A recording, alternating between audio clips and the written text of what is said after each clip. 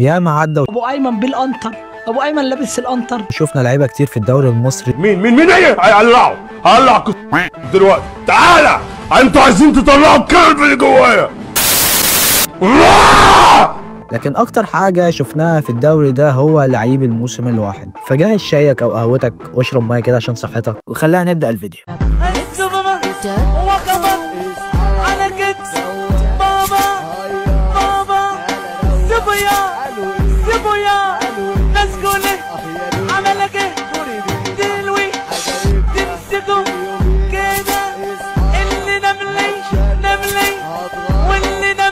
مساء الخير. الفيديو ده هيرجعنا شويه كتير كده بذكريات لذيذه. هنبدا بموسم 2016، واول لعيب معانا في الموسم ده كان مروان محسن، اللي كان لسه جاي من الدوري البرتغالي كان محترف، وكمان كان جاب جول مع فريقه. والاسماعيلي كان لسه متعاقد مع مروان محسن، وكان مدير الفني ساعتها هو احمد حسام ميدو. ومروان محسن كان هداف الفريق ساعتها ب 14 جول، منهم 5 ضربات جزاء. والاهلي في نفس الموسم اعجب بيه وتعاقد معاه. وعينك ما تشوف الا النور بقى، يسيب الكوره ويمشي.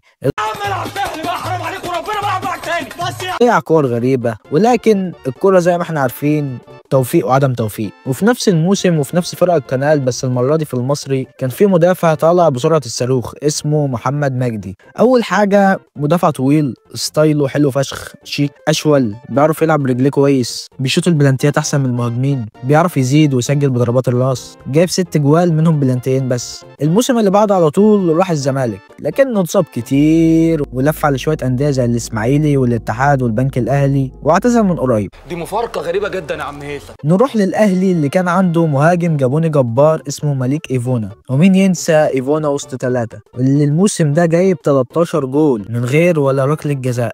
واتنقل بمبلغ كبير ساعتها 7 مليون يورو للدوري الصيني، ولف لفة كبيرة لحد ما رجع مصر مع نادي أسوان، ولكنه ما لعبش غير موسم واحد وأسوان نزلت درجة تانية.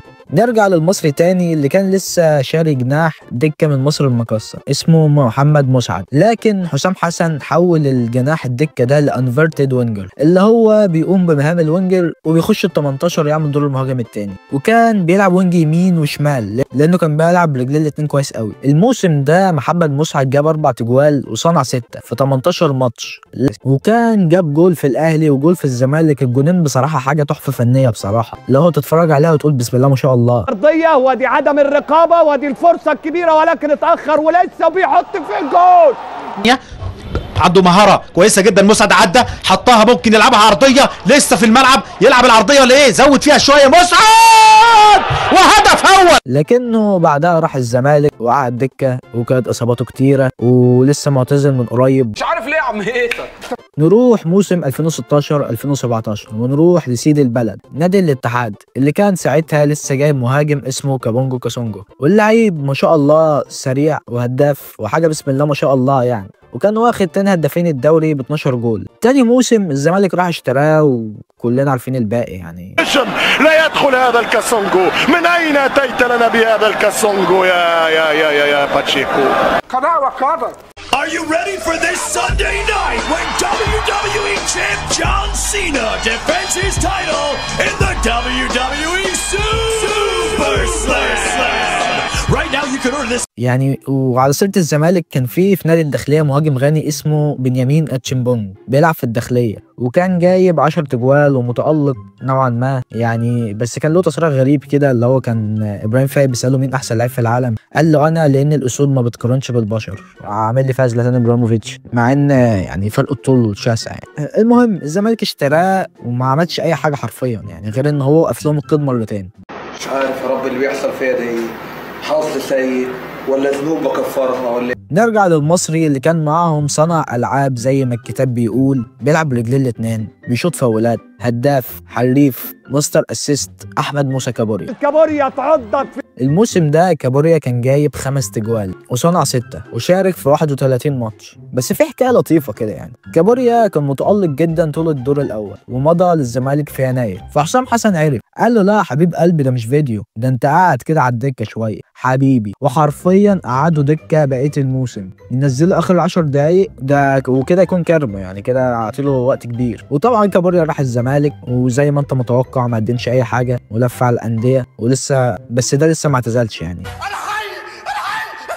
وكان المصري برضو في يناير تعاقد مع محمد الشامي وعبد الله جمعه من ام بي على سبيل الاعاره لمده 6 شهور. محمد الشامي ده كان جاب جونين، واحد في المصري وواحد في الاهلي، فحسام حسن قال مين الواد الجامد ده وجابه اعاره، وفعلا تألق مع المصري. وعبد الله جمعه اللي هو كان صاحب محمد الشامي، يعني هو كان في ام بي يعني، بس هو كان لاعب حلو يعني عادي، ما كانش مقدم يعني حتى المستوى اللي كان مقدمه الشامي. فتاني موسم ام بي طلبت فلوس كتير من المصري، والزمالك راح اشترى الشامي وعبد الله جمعه مع بعض. امال على رجلي خلاص ده، ابعد عني بالمشات، عايز اديك والله ما عايز اديك يا ابني. والشامي ما فادش الزمالك باي حاجه حرفيا، ولف لفته ورجع المصري. وعبد الله جمعه ما تألقش غير موسم واحد لما لعب باك شمال، وهو اصلا كان مع المصري جناح وصانع العاب. المهم نروح لموسم 2018. الاهلي كان جايب مهاجم مغربي اسمه وليد ازارو، اللي كان مرعب حرفيا، وكان جايب 18 جول مع الاهلي وخد هداف الدوري، ده غير انه تسبب في 10 بلانتيات للاهلي، بخلاف انه عامل 7 اسيستات. لكن مستواه قل بشكل كبير، والاهلي بعته اعراض كتير، ودلوقتي بيلعب في عجمان. في نفس الموسم ده الاسماعيلي كان عامل تيم مرعب، كان معاهم مهاجم كولومبي اسمه كالديرون. الراجل ده كان سفاح، كان مسجل 14 جول وكان هداف الفريق، وجواله كلها كانت حاسمه. لكن بعد موسم واحد الاسماعيلي باعوا للفيصلي. معلش ايه 2017 مصر كانت بتلعب بوركينا فاسو وكسبانه 1-0، لحد ما جه واحد شبه الافاتار اتعادل لبوركينا فاسو. الافاتار ده حسام حسن شافه قال هو ده، هذا هو ذوقي، وراح متعاقد معاه، وكان ساعتها بيدرب المصري. المهم يبدا الموسم والراجل بيجيب 3 اجوال في 5 ماتشات، بعدها بيهرب زي ما بقول لك كده هرب، وبعد شهرين حس بالذنب فقال يرجع تاني، بيجيب جول فزهق فقال يهرب تاني ويرجع تاني بعد شهر. ولكن المره دي استمر وجاب 5 اجوال، لكنه في ماتش في الكونفدراليه بيجيله رباط اكيليس.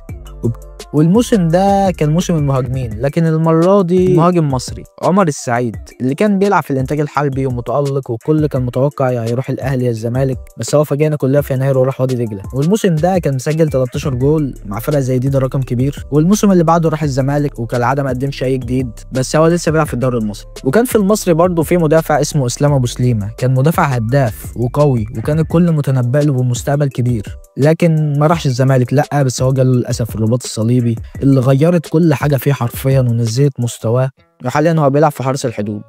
ونقفل الحلقه على كده، فلايك وسبسكرايب بالحب، واستنى الجزء التاني، وبس كده. السلام عليكم.